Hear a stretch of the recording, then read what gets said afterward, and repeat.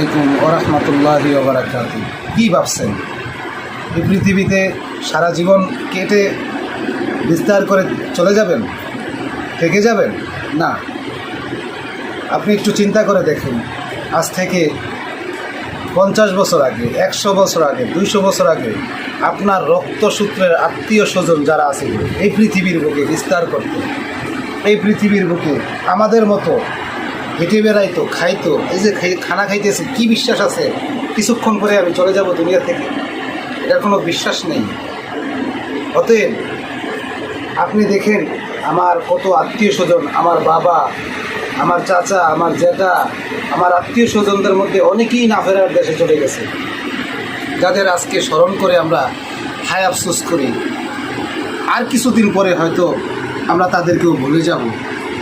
তেমনিভাবে আমাদের ছেলে মেয়ে নাতি পুতি যারা আছে, যারা আসবে দুনিয়াতে, তারাও একদিন আমাদেরকে স্মরণ করবে, আফসোস করবে, তারপরে কিছুদিন পরে ভুলে যাবে।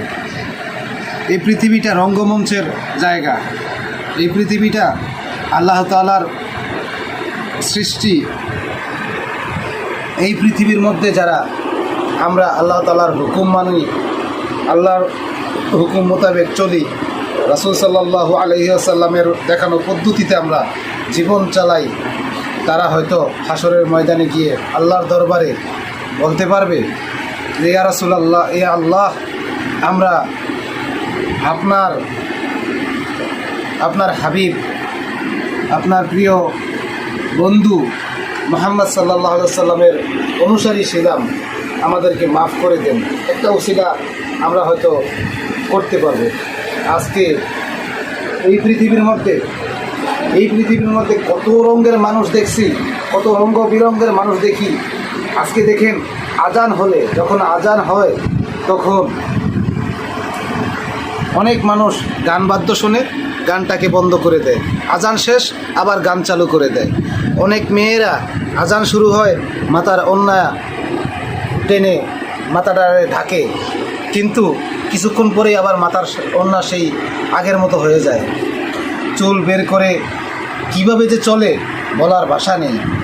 আজকে আমরা এই পৃথিবীর বুকে কিভাবে চলি, এমনভাবে চলি যেন এই পৃথিবী থেকে আজকে আমরা বিদায়ী হব না, এমন মনে করি যেন আমরা বিদায়ী হব না।